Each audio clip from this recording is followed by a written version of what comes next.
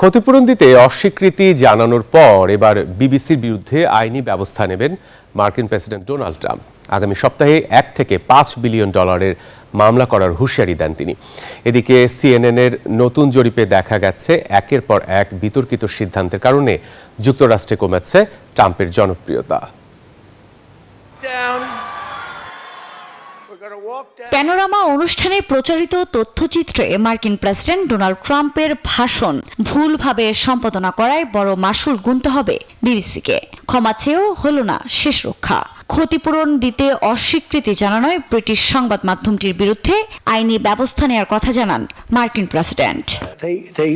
ওদের স্বপ্ন পূরণে পাশে থাকতে পেরে আমরা গর্বিত।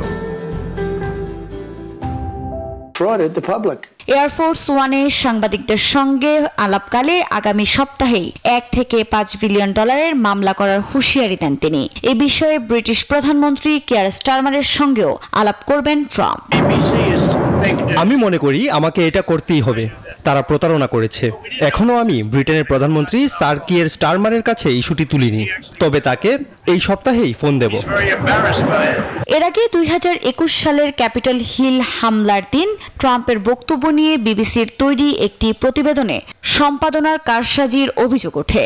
এই বিতর্কের মধ্যেই গত সপ্তাহে বিবিসির মহাপরিচালক টিম ডেভি ও বার্তা প্রধান ডেবোরা টার্নেস পদত্যাগ করেন। সেই সঙ্গে ক্ষমাও চায় বিবিসি।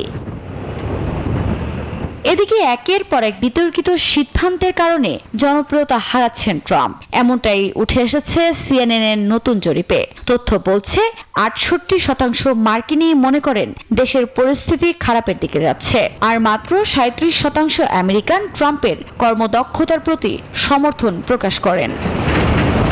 আফরিন মৌ, নিউজ 24।